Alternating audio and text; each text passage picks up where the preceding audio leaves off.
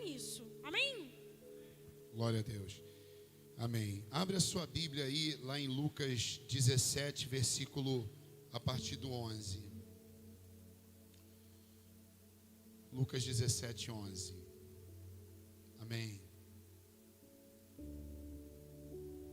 Domingo que vem vai ter o pastor, qual é o nome dele? Renato Mack. Vai estar pregando aqui. Vai ser uma noite bem especial, tá? Ele é pai? É sogro?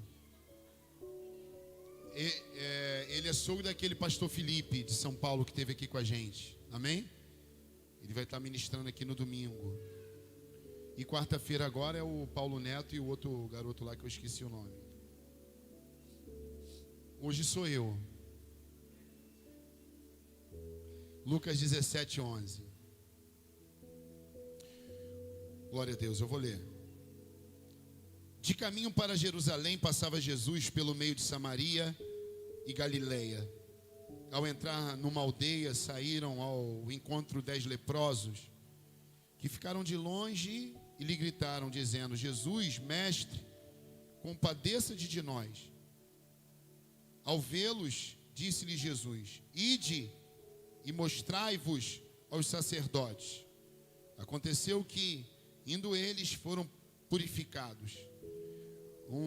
Um dos 10, vendo que fora curado, voltou, dando glória a Deus em alta voz, e prostrou-se com o rosto em terra, aos pés de Jesus, agradecendo-lhe, e este era samaritano. Então, Jesus lhes perguntou: não eram 10 os que foram curados? Onde estão os 9? Não houve, porventura, quem voltasse para dar glória a Deus, senão este estrangeiro? E disse-lhe: levanta-te e vai, a tua fé te salvou. Amém? Hoje eu estava pensando, esses dias e hoje em especial, o que eu podia ministrar na igreja. E a gente está vivendo uns tempos assim de algumas perdas, né? Tem o Covid e alguém perdeu um ente querido por uma doença, por um acidente. E essa semana eu fui acordado de manhã pela minha esposa. Ela: amor, acorda. Eu acordei assim. Ela: não é nada demais, mas chorando. E eu falei: o que aconteceu? Ela: não, amor, não é nada demais não. Mas não tem a filha do Onofre, do pastor Onofre, de Belo Horizonte, que eu acompanho, a gente acompanha eles, ela mais as mulheres lá, né, a esposa, a filha. Eu falei: pois é, ela morreu num acidente de moto. E ela falou comigo chorando isso. Chorando. E eu disse para ela: calma, amor, se acalma. Você não conhece. Amor, mas ela é nova. Quantos anos que ela tem? 22 anos. Ela tem 22 anos e morreu. Eu acompanhava ela, o marido dela, o pastor Onofre, a esposa. E como é que vai ser a vida deles agora e tal. E ela falando isso comigo. E foi um acidente de moto. Saiu até na mídia também. Lá eles pegaram aquelas motos grandona e foram viajar aí pelo Brasil. E já havia andado uns 800 quilômetros, eu acho. E estava em Curitiba. E parece que bateu num caminhão de frente. Parece. A esposa de 22 anos morreu. A moça, a filha, né? E o marido está nessa faixa de idade, talvez um pouco mais, de 22, está com os braços esmagados no hospital. Vivo, né? E eu vi aquele pastor dizendo que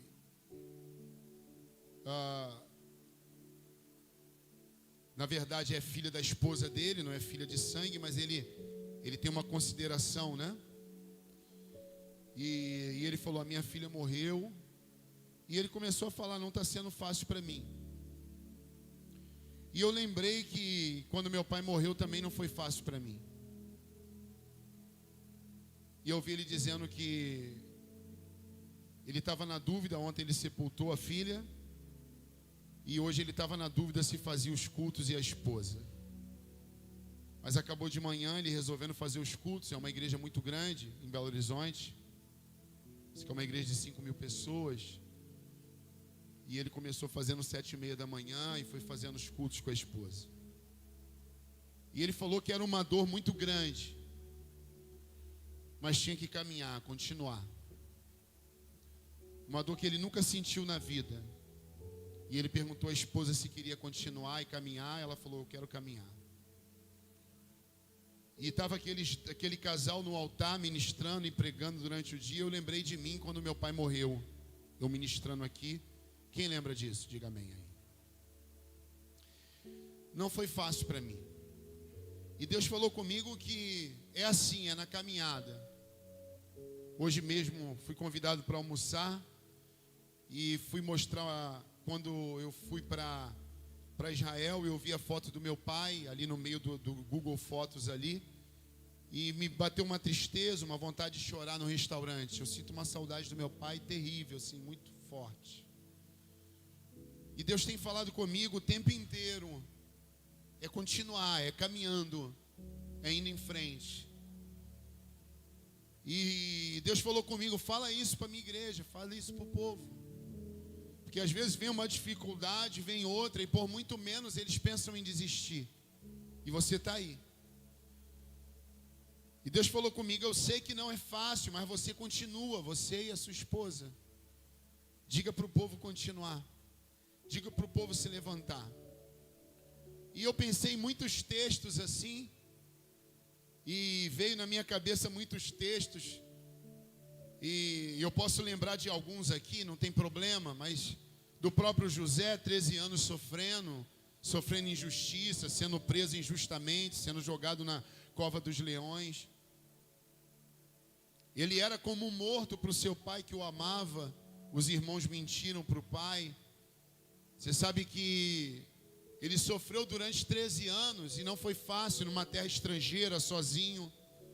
Mas a Bíblia diz que aonde ele chegava, ele prosperava. Ele continuou a vida dele.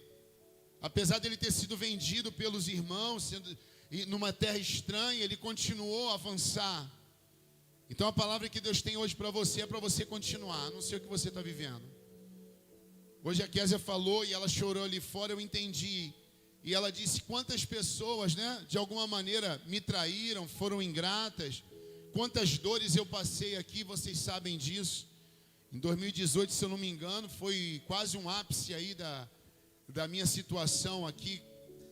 O que aconteceu aqui na igreja, muitas pessoas foram embora.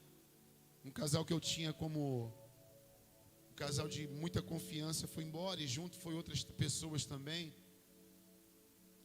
Não foi uma questão de rebelião, nem de abrir outra igreja, mas foi algumas pessoas indo embora, as despesas da igreja chegando, a coisa ficou apertada, e eu cheguei a entrar numa depressão, coisa que eu desprezava. E Deus disse para mim naquela época que o profeta Elias ficou escondido com depressão dentro de uma caverna.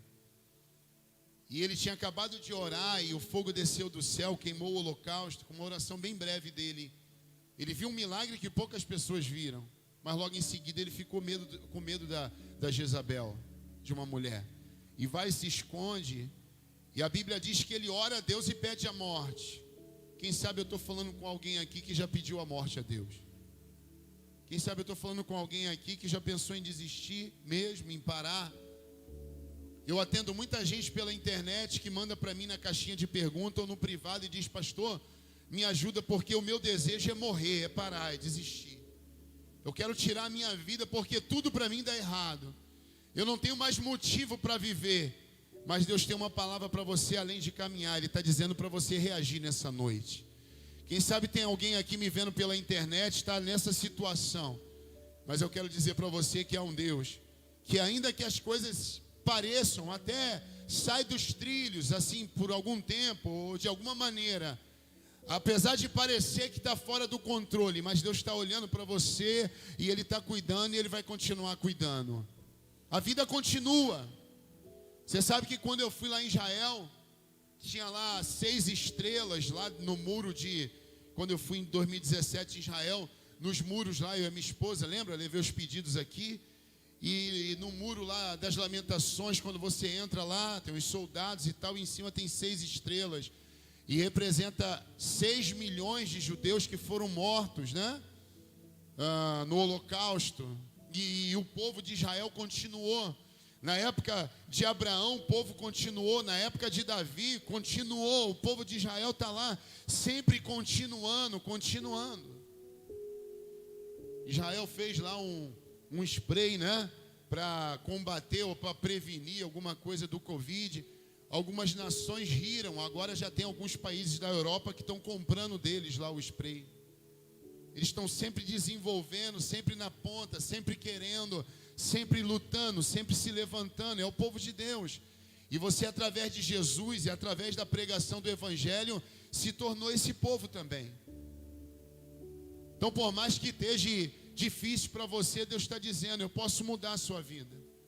José não chegou a ser governador só porque Deus olhou para ele e escolheu, não, mas porque ele perseverou. Ele decidiu caminhar, continuar, se levantar.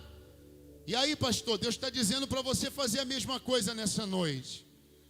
Eu passei pelos momentos difíceis, mas eu continuei. Por isso que a Késia, quando viu ali que Deus me abençoou de novo, né, com mais uma situação, ela chorou, que ela, pastor, eu lembro do que os senhores passaram, das situações, por isso que eu estou chorando quando eu perguntei a ela. E os senhores continuaram e hoje estão aí, é um exemplo para a gente. Mudou a minha vida, Deus mudou através da vida do Senhor e tem mudado a vida de muitas pessoas aqui na igreja. E aí, pastor, eu quero que você seja assim também. Eu quero que Deus levante muitos líderes aqui, pastores aqui, pessoas aqui que vão levantar outras pessoas. Quem crê nisso aí? Eu quero, quando eu morrer, eu não vou ver que eu vou estar com o meu Senhor Jesus, mas eu quero que quando eu morrer, se Ele não arrebatar a igreja até lá, né? Eu quero, quando eu morrer, deixar um legado. Quem sabe alguém vai botar uma fotografia minha, sei lá, não para ser adorada, mas para lembrar que, olha, esse homem ou esse casal aqui, ó, eles lutaram. Está aqui, ó, está aqui. Você sabe que tem uma coisa que Israel odeia: a idolatria, né? Você sabe que os guias lá vão guiando a gente quando chega num lugar que pertence à igreja católica, que tem alguma coisinha ali de adoração de imagem, eles não entram no local. O guia diz assim: ó, se vocês quiserem entrar, tudo bem, mas eu acho que vocês também não vão entrar, mas se vocês quiserem entrar, fiquem à vontade. Nós não entramos. Até aqui a gente vai, ali para dentro, a gente vai esperar vocês, né, amor? Mas vocês entram lá, vocês ficam à vontade. Mas a gente não entra. Mas quando você chega no Monte Sião, tem uma estátua de Davi. Ela não é adorada, mas está mostrando ali o rei Davi. O que conquistou a terra, né? Conquistou Jerusalém, foi o maior rei de Israel. Está a estátua lá. É como um memorial, né? Então eu quero que isso aconteça. Alguém olhe lá na frente e possa dizer assim: olha, aqui foi um homem que não desistiu, que não parou. E aí, pastor, o que isso tem a ver com a minha vida? Eu quero que Deus faça a mesma coisa na sua vida. Eu quero que você deixe um legado, que as pessoas olhem e digam assim: olha, eu conheci um homem de Deus, eu conheci uma mulher de Deus, eu conheci alguém que tinha tudo para desistir, mas não desistiu. Alguém está pegando isso aí? Diga amém. Aí eu lembrei lá de Davi, você lembra? Quando ele chega naquela cidade Ziclac, lembra? Chega ele e os soldados, está tudo destruído, foi queimada. A Bíblia diz que ele chora e se lamenta junto com aquele grupo que estava com ele. Mas a Bíblia diz também que ele se levanta e ele ora a Deus e fala: Senhor, se eu for contra os inimigos, o Senhor vai me abençoar. O Senhor vai me dar vitória, eu vou conseguir recuperar, porque os inimigos saquearam a cidade, queimaram a cidade e levou suas esposas e filhos. Aqueles homens junto com Davi choravam por causa da esposa e dos filhos. Agora Davi, depois que ele chora ali, ele se levanta e faz como se fosse uma reunião e diz assim: ó, vamos embora. Mas antes de ir, vamos consultar o Senhor. E ele começa a orar e diz para o Senhor: Senhor, se nós formos contra os inimigos, o Senhor vai dar vitória. Se a gente for contra eles, meu Deus, o Senhor vai conduzir a nossa vida, o Senhor vai fazer isso, vai fazer aquilo, a gente pode ir. E Deus diz para ele, vá porque eu sou com vocês. E a Bíblia diz que ele vai em busca dos inimigos, encontra um egípcio no meio do caminho. Eu não vou entrar nesse mérito não, eu vou só no que eu quero falar aqui. A Bíblia diz que ele alcança os inimigos, Deus dá vitória contra esses inimigos. A Bíblia diz que ele volta mais rico do que ele era, e ainda volta com as mulheres e com seus filhos. Pastor, onde o senhor quer chegar? Ele caminhou, ele continuou a caminhada dele. Ele não parou, ele não desistiu, chorou um pouquinho, mas se levantou. A Bíblia diz que o próprio Davi, quando ele peca, ele erra, a Bíblia diz que ele chora, fica no jejum, por quê? Porque o profeta fala com ele, olha, você pecou, você adulterou, esse homem que eu disse para você, é você mesmo. E aí cai a ficha dele, ele é mesmo, eu adulterei, eu mandei matar, eu coloquei o soldado Urias na frente lá da batalha, e ele acabou morrendo, eu sou esse homem. A Bíblia diz que o profeta Natan vira para ele e fala assim, olha, você se arrependeu, Deus já te perdoou, mas a espada não vai sair da sua casa. E esse bebê vai morrer. A Bíblia diz que ele luta para aquele bebê do adultério não morrer. Ele queria que aquele filho vivesse. A Bíblia diz que ele ora, jejua e durante alguns dias ele fica naquele propósito com Deus. A Bíblia diz que ele está prostrado de bruço, né? Derramado diante da presença do Senhor, e ele ouve uma conversa dos soldados. E os soldados começam a cochichar, e quando ele vê que os soldados estão cochichando, ele diz assim, o meu filho, o bebê, meu filho morreu. E ele vai e pergunta ali aos soldados, o que aconteceu? Meu filho morreu? Os soldados, sim, Senhor, seu filho morreu. A Bíblia diz que ele se levanta, né, e ele se ajeita, toma um banho, troca de roupa. Ele vai até o templo e come um pão, come da água. Em outras palavras, ele estava dizendo para si mesmo, né? Eu vou seguir a minha vida. O que eu podia fazer, e ele vai dizer ali no próprio texto, o que eu podia fazer para o meu filho viver, eu já fiz. Agora Deus não quis, então eu vou continuar a minha vida. Eu vou continuar a minha trajetória. Pastor, onde o senhor quer chegar? Que essa vida bate doída. O dia difícil vem, e a dificuldade vem, e essa vida bate com muita força. Não é, minha gente? E se você não estiver preparado para vencer lá fora, porque de que adianta aqui você ouvir um pregador e achar uma maravilha, e quando chegar amanhã, segunda, terça, quarta, quinta, sexta, você se deparar com as dificuldades dessa vida e não ter força e nem fé para vencer. Deus está te preparando aqui para essa guerra que é aí fora. Deus está dizendo, eu sou contigo, não temas. A minha vara e o meu cajado te consola. Se você passar pelo fogo, não vai te queimar, pelas águas não vai te afogar. Porque eu, o Senhor, sou contigo. É o que diz as Escrituras. Amém? O preço foi pago, e a Bíblia diz que foi um bom preço. Foi preço de morte, de sangue, de cruz. Por isso que a gente está na graça, é um favor imerecido. Deus olhou para mim e para você, e Ele escreveu uma história para cada um. Por isso que você vê que com uma pessoa é de uma maneira, com a outra pessoa é de outra. Quem está pegando isso aí? Às vezes a mesma situação, Deus dá um desfecho diferente da outra. A história parece a mesma, mas no final é outra. Quantas pessoas que às vezes a gente olha, ela é curada, e outras, por muito menos, elas morrem. Não é assim? Mas Deus vai cuidando da nossa vida. A Bíblia diz que Paulo disse, eu sofri açoite, naufrágio, nudez. Eu soube ter dinheiro, não ter. Ele fala de tribulação, das dificuldades. E ele vai falando dessas coisas. Mas ele diz,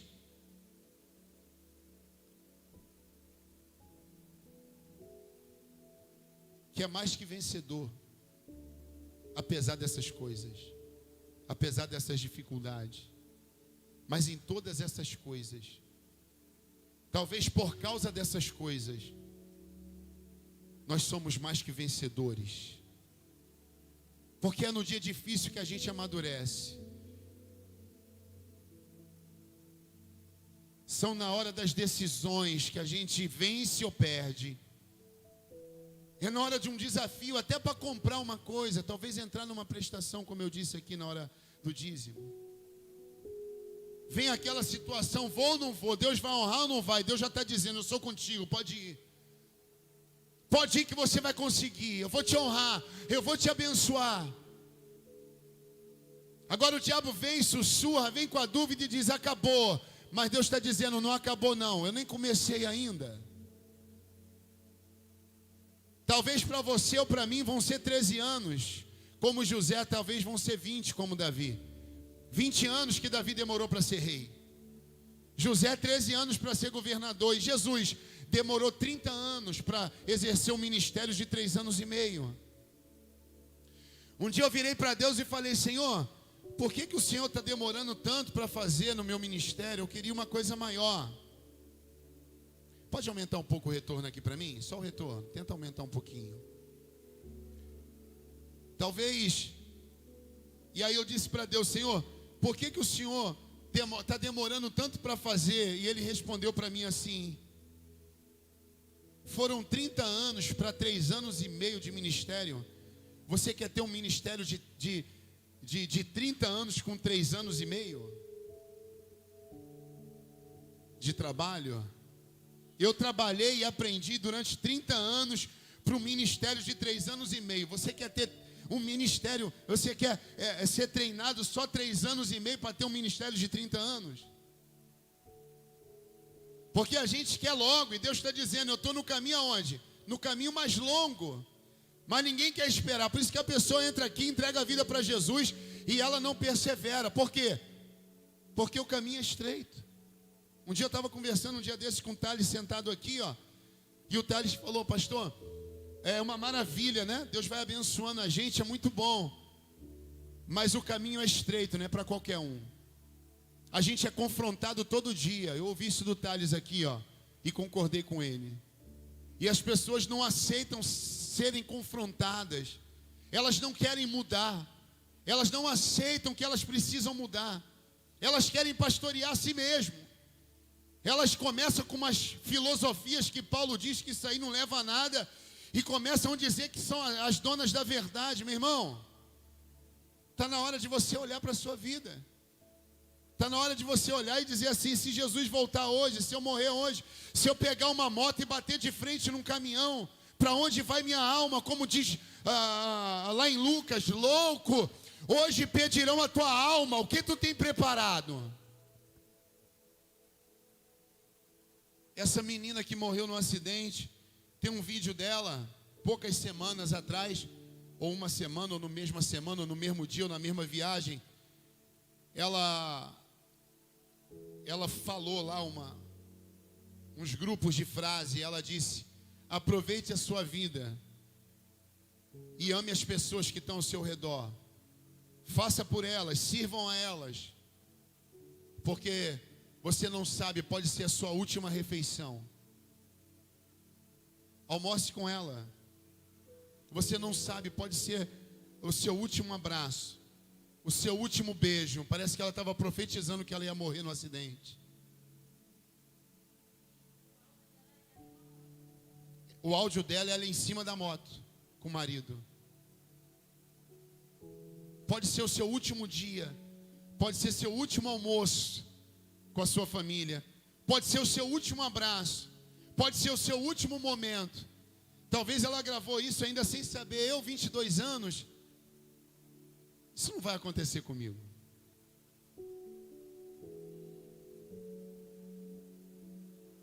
Eu fico vendo gente aí brigando na internet.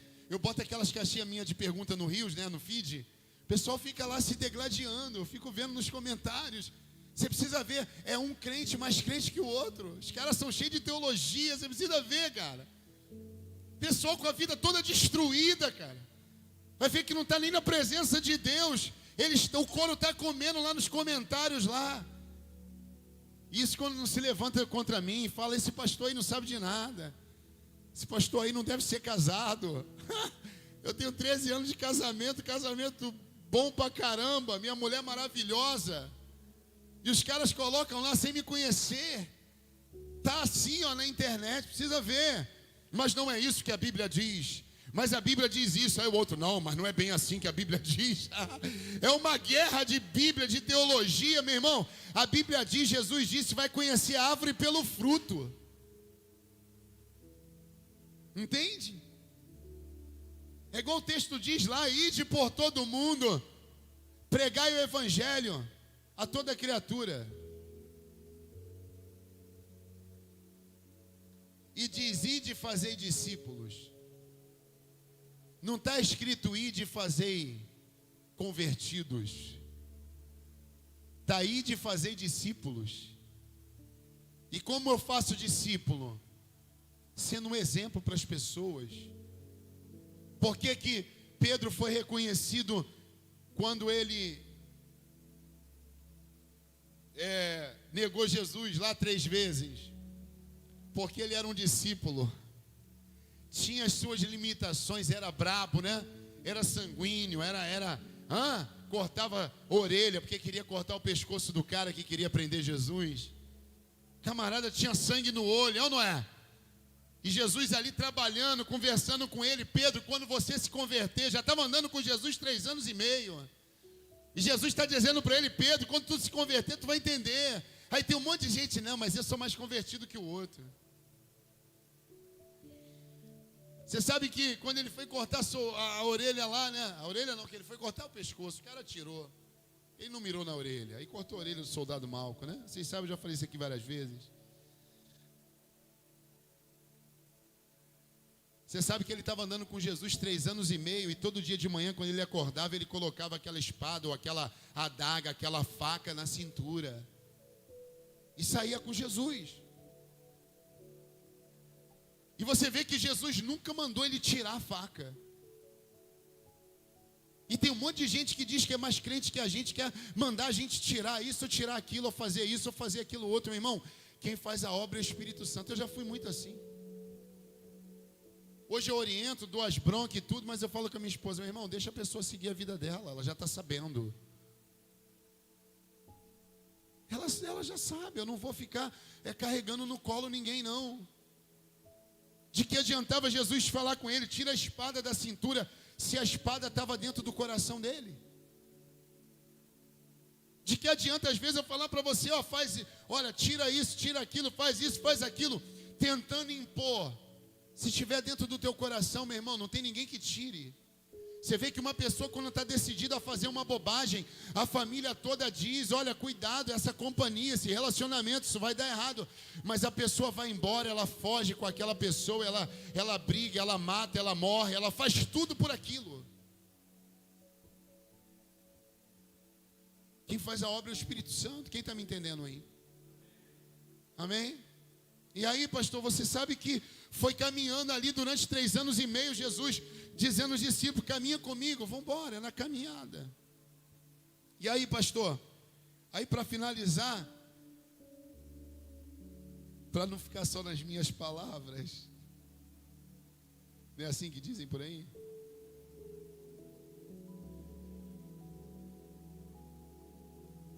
O texto diz assim, olha, de caminho para Jerusalém, passava Jesus pelo meio de Samaria e da Galileia. Verso 12. Lucas 17, 12.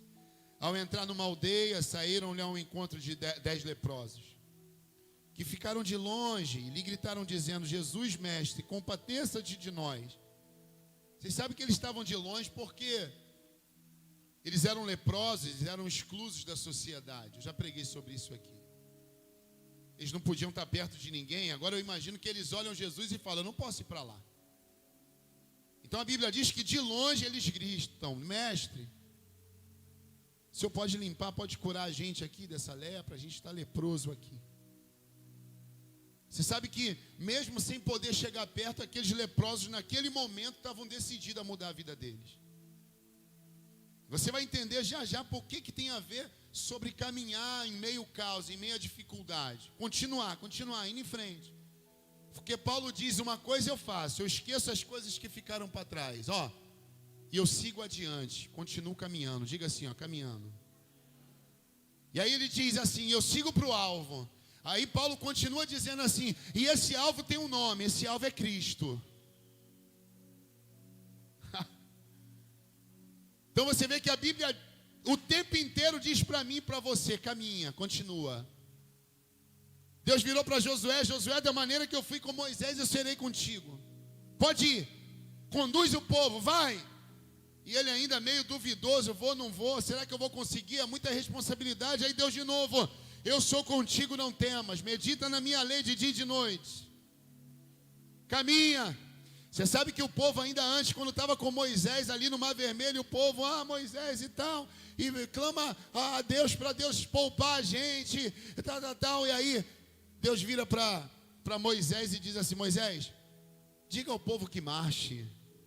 Na NVI está dizendo assim, diga ao povo que avance.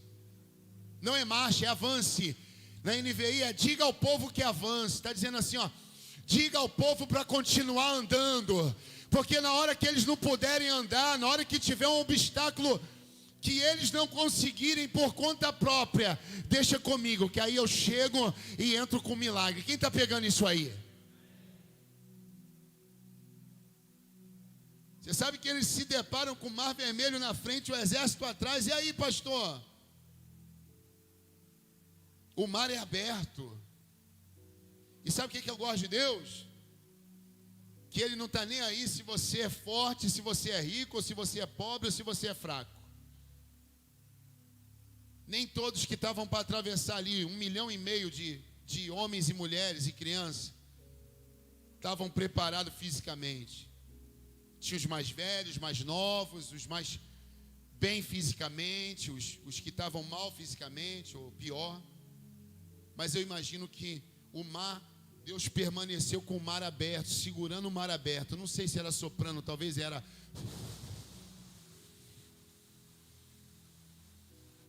E o sopro foi durando até o mais fraquinho chegar lá do outro lado. O que estava vindo mais devagarinho. Por quê, pastor? Porque na hora que ele Deus estava esperando, na hora que chegar o último lá, aí o mar vai se fechar. Em outras palavras, Deus estava dizendo e está dizendo para mim e para você, eu não vou perder ninguém. Jesus disse isso. Eu não perdi ninguém. Todos que passaram, eu falei. Todos que passaram, eu ensinei. Todos que passaram por mim, eu curei. Ninguém foi perdido. Até na cruz ele fez um amigo. Até no último, quase o último suspiro dele, ele ganhou um, ou mais um. Talvez ele chegou no céu e virou para o pai, olha pai, ainda que seja, eu não sei, eu fiz muitos amigos lá. Mas quase no último suspiro eu fiz um amigo ali. E ele perguntou o que eu podia fazer para herdar o reino dos céus. Ele disse para mim, e eu disse para ele assim, eu vi dentro dele que havia arrependimento.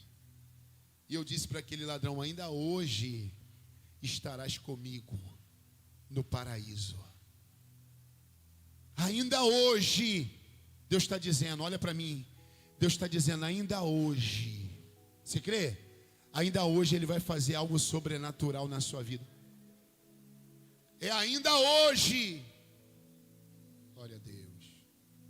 Amém, minha gente? Louvado seja o Senhor. Glória a Deus. Vamos lá? Ao vê-los, disse-lhes Jesus, ide e mostrai-vos aos sacerdotes. O verso continua dizendo, aconteceu que indo eles foram purificados. Olha aqui. Você sempre ouviu esse texto dizendo que Jesus curou os 10 leprosos, não é? É claro que Ele curou, mas não foi com uma ordem, não foi molhando, passando óleo ungido, não foi Jesus dando a ordem ali. Jesus falou, vá lá e fala com os sacerdotes. E a distância era longa. E aí, pastor, o que isso quer dizer? Eles foram curados da lepra no meio do caminho. Repete comigo assim, é caminhando, fala. Olha, aconteceu que indo eles, Jesus falou, ide e mostrai-vos aos sacerdotes. Aconteceu que, indo eles, foram purificados. Aqui, é indo. Quem crê nisso aí? É indo, é caminhando. É indo, é no caminho. É dia após dia. É hoje caminhando, é amanhã, caminhando com Jesus. Não é com a patifaria, não. É com Jesus. O pastor estava indo tão bem, agora ele falou patifaria. É caminhando com Jesus. É caminhando, é seguindo em frente. E aí, você vai ser curado da lepra, do teu passado. Você vai ser curado das frustrações. Você vai ser salvo. A tua casa será salva. Deus vai abrir as portas. Você vai conquistar. Aquilo que estava dando errado vai começar a dar certo. É indo, é obedecendo. Porque aqueles 10 obedeceram. Que eles podiam olhar para Jesus e falar assim: ah, Jesus,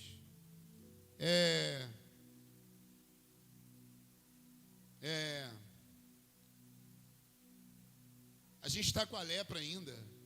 Aí eu não quero. Cura a gente que a gente vai lá falar com o sacerdote. Cura a gente. Mas não, eles obedeceram e no caminho eles foram curados. Aconteceu que indo eles foram purificados. Um dos 10, vendo que fora curado, voltou dando glória a Deus em alta voz. Fica de pé.